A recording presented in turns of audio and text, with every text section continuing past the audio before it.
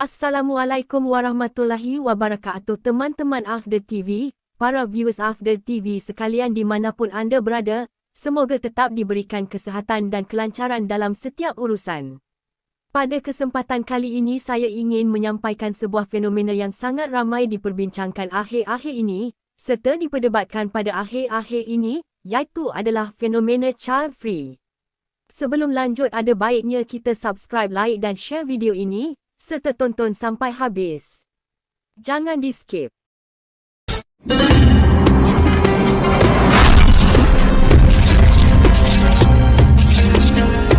Memilih child free adalah pilihan seorang pasangan untuk tidak memiliki anak.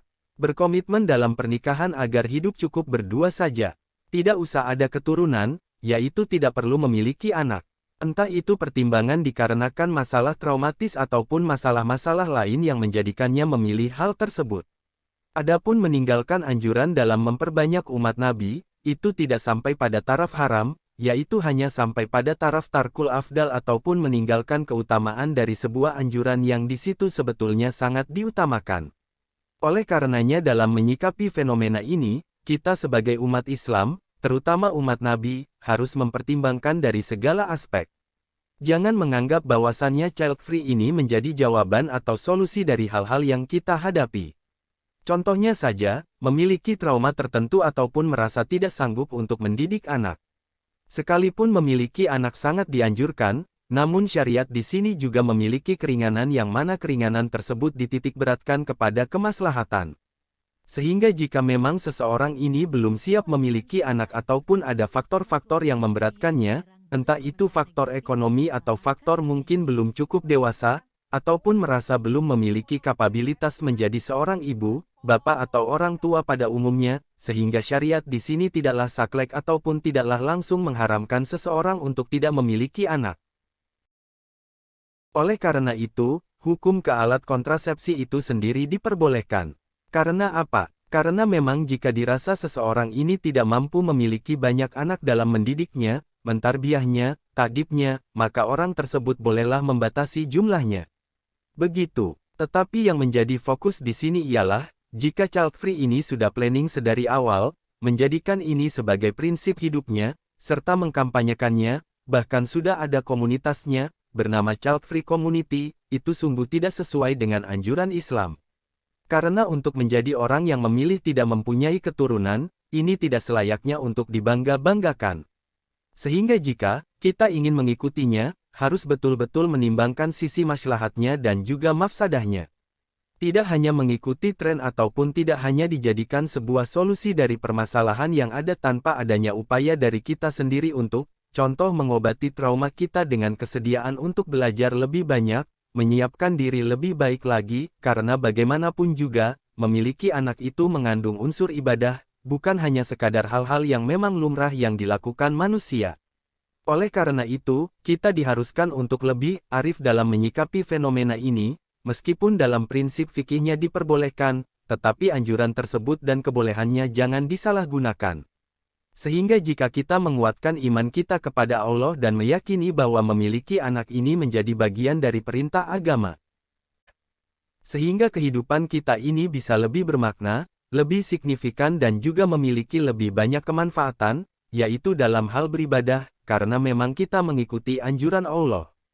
Begitu juga dalam hal kemasyarakatan, jika kita memiliki anak dan mampu mendidiknya dengan baik, dia akan menjadi sebuah generasi dan investasi bagi bangsa, agama, maupun negara. Oleh sebab itu, tren child free kali ini kita harus betul-betul menyikapinya dengan perhitungan yang matang.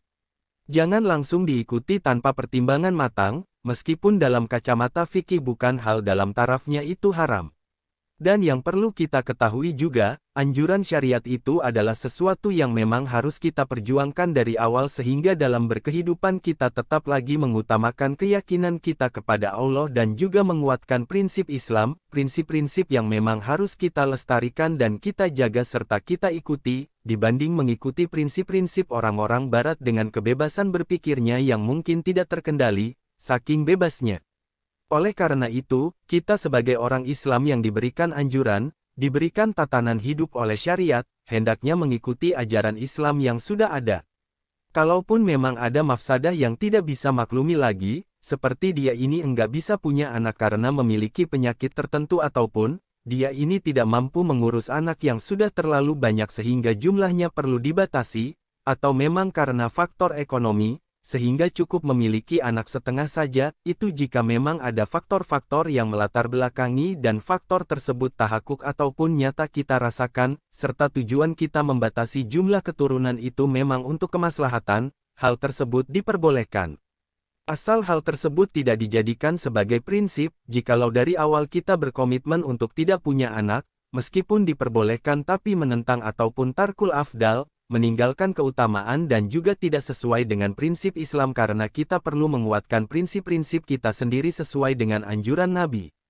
Adapun ketakutan-ketakutan atau pertimbangan-pertimbangan yang tidak dilandaskan pada sisi kemaslahatan atau hanya khawatir saja, contohnya, karena kita melihat berita-berita yang kurang baik, anak-anak tak berpendidikan, anak-anak yang tidak disiksa orang tuanya, orang tua yang tidak siap menjadi orang tua, itu kemudian membuat kita takut untuk memiliki anak, hendaknya perlu ditepis hal-hal seperti itu kita harus meyakinkan diri lagi, bahwa rezeki itu sudah diatur oleh Allah. Kemudian anak-anak ini adalah amanah yang indah dari Allah jika kita mampu mengembannya dengan baik, mendidiknya dengan akhlak mulia dan ilmu-ilmu yang bisa menjadikan anak tersebut bermanfaat bagi agama dan juga bangsanya, dan tentu saja sebelumnya kita juga harus membekali diri dengan kesiapan sebagai orang tua, membekali diri dengan hal-hal yang positif, lalu mempelajari ilmu-ilmu parenting itu juga diperlukan untuk membuat seseorang ini bisa menjadi orang tua yang lebih baik untuk anaknya. Tentunya parenting Islami bagi umat Islam. Bukan mengadopsi paham-paham baran yang sering bertentangan dengan ajaran kita. Sehingga kekhawatiran-kekhawatiran yang tidak perlu itu bisa diminimalisir dengan adanya ilmu dan juga adanya iman yang kuat terhadap perintah Allah dan juga terhadap anjuran-anjuran agama kita. Semoga kita semua yang menonton video ini, serta men-share dan like video ini diberikan kemudahan rizki serta dipermudah segala urusannya. Amin ya robbal alamin. Terima kasih. Akhirul kalam. Wassalamualaikum warahmatullahi wabarakatuh.